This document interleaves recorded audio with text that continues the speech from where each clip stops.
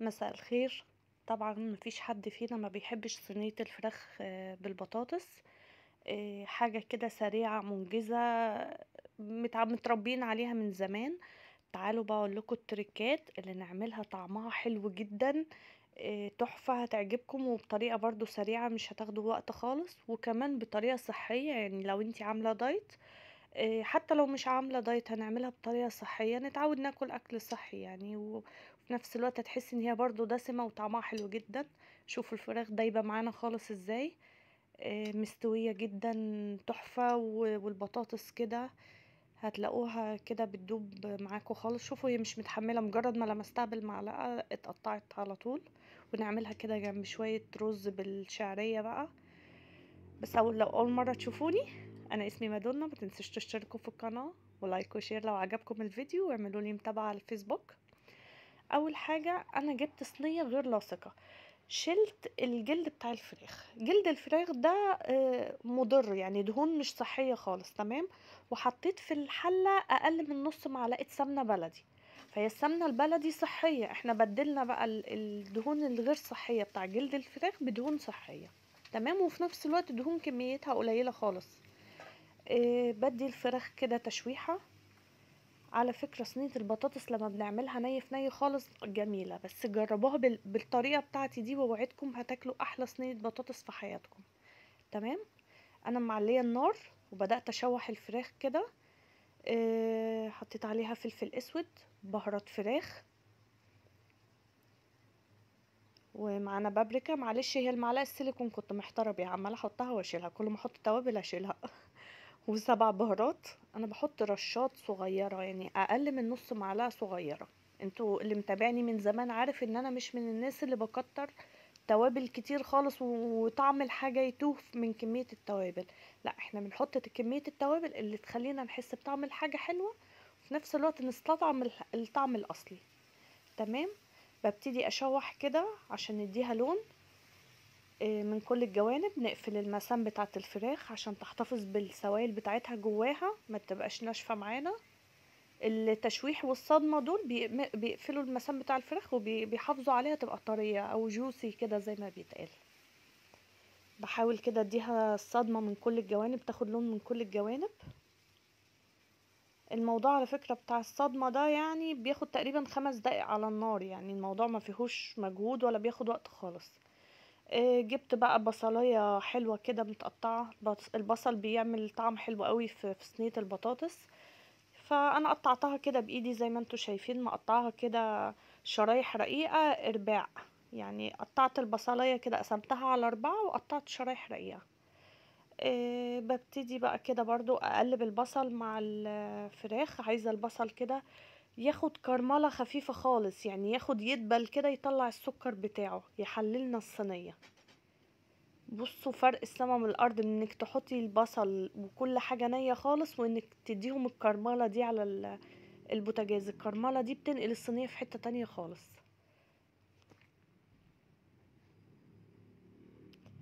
جبت بقى كده فصين توم. بدأت اقطعهم قطع صغيره خالص بسرعه كده بالسكينه زي ما انتوا شايفين. عايزين تهرسوهم اهرسوهم، يعني مش هتفرق كتير. تمام. انا جبت حوالي 3 فصوص توم كده وقطعتهم قطع صغيره بالسكينه على طول زي ما انتوا شفتوا. بقلب ويدوب ريحة التوم تطلع. انا مش عايزة اشوح التوم. ولو تلاحظوا البصل كده خد لون خفيف، نزلت بقى بحتة فلفل رومي او فلفل حراق اللي انتوا عايزينه، وطماطمايه برضو كده صغيرة مقطعاها قطع. وابتدي اقلبهم مع بعض، ياخدوا برضو تشويحة كده، يشموا النار مع البصل اللي اتكرمل شوية ده. تمام. ودي قطعة عصير طماطم من اللي انا مخزناه في الفريزر، وهتلاقوا الفيديو بتاع تخزين الطماطم على القناة. انا دايما ما بضربش طماطم لاكله باكله، على طول لازم يكون عندي طماطم في الفريزر. انا اساسا بشتغل موظفه، فلازم يكون عندي الحاجه في الفريزر حتى لو انتي مش موظفه. ست عندك اطفال عشان ما تقفيش كتير كل شويه. ونزلت عليهم بحوالي نص كوبايه ميه مغليه. تمام. هنا بقى جبت الصينيه بتاعتي بايركس الومنيوم، الصينيه اللي عندك عادي. قطعت فيها البطاطس وما قطعتهاش تخينة قوي زي ما انتوا شايفين، لان فعلا البطاطس بتاخد وقت في التسوية، لو تخينة هتلاقوا الفراخ استوت والبطاطس ما استوتش، وخصوصا احنا هنا الفراخ استوت يعتبر نص تسوية على البوتاجاز. تمام. كنت نسيت ازود الملح فزودته بقى دلوقتي. هديله بقى تقليبة كده علشان الخلطة والفراخ كلها تشرب بقى من الملح، يتوزع عليهم كويس.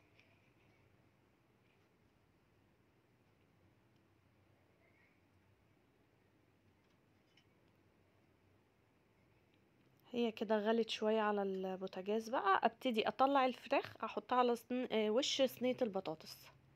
دي كانت فرخة وكنت مقطعها على 8 قطع، يعني كل ربع اقسمها على قطعتين. تمام.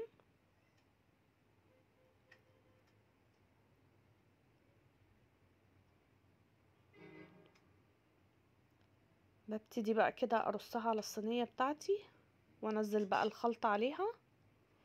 هي عادي كان فيها حتة صلصة ما دابتش قوي، مفيش مشكلة، هتدخل الفرن كله هيسيح ويستوي مع بعض، وتتخدع بقى كمان اكتر مع الفراخ. شوفوا اساسا الفراخ وهي نية شكلها يفتح النفس ازاي، والخلطة شكلها تحفة وكانت ريحتها رهيبة. تمام. كده بقى اهي خلاص هنزلها بقى على الصينية. احاول كده اوزعها على كل الفراخ، وان هي عشان الصينية كلها تشرب من الخلطة بتاعتنا.